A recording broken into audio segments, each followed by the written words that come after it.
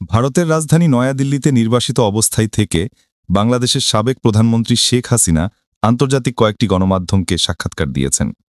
তিনি রয়টার্সকে বলেন, আওয়ামী লীগকে বাদ দিয়ে আগামী জাতীয় নির্বাচন হলে কোটি কোটি সমর্থক ভোট বর্জন করবেন।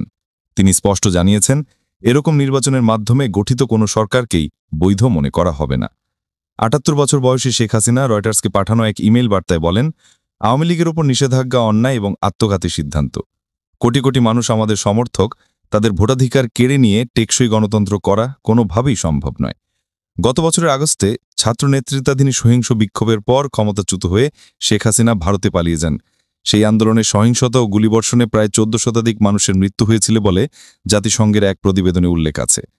বর্তমানে বাংলাদেশের অন্তর্বর্তী সরকার পরিচালনার দায়িত্বে আছেন নোবেল শান্তি পুরস্কারজয়ী অর্থনীতিবিদ ডাক্তার মোহাম্মদ ইউনুস।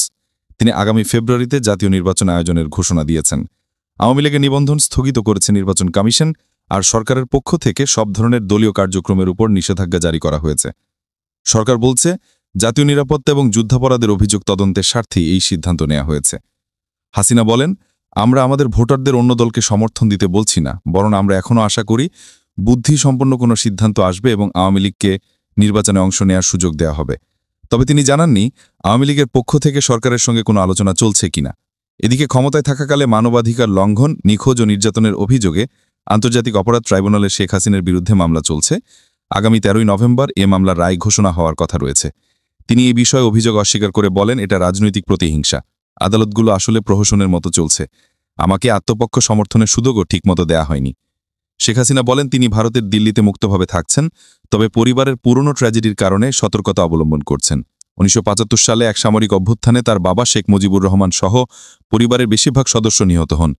এ সময় তিনি আশা প্রকাশ করে বলেন, অবশ্যই দেশে ফিরতে চাই, তবে সেটি বৈধ সরকারের অধীনে, যেখানে সংবিধান রক্ষা করা হবে এবং দেশের প্রকৃত আইনশৃঙ্খলা বজায় থাকবে। শেখ হাসিনা আরও জানান, আওয়ামী লীগ আবারও বাংলাদেশের রাজনীতিতে ফিরে আসবে, সরকারে হোক বা বিরোধী দলে। তিনি বলেন, এটা আমার বা আমার পরিবারের ব্যাপার নয়, দেশের ভবিষ্যৎ স্থিতিশীল গণতন্ত্রের উপর নির্ভর করছে। একজন মানুষ বা একটি পরিবার দিয়ে দেশের ভবিষ্যৎ নির্ধারিত হয় না। তার ছেলে ও প্রযুক্তি উপদেষ্টা সজীব ওয়াজেদ জয় এখন যুক্তরাষ্ট্রে অবস্থান করছেন।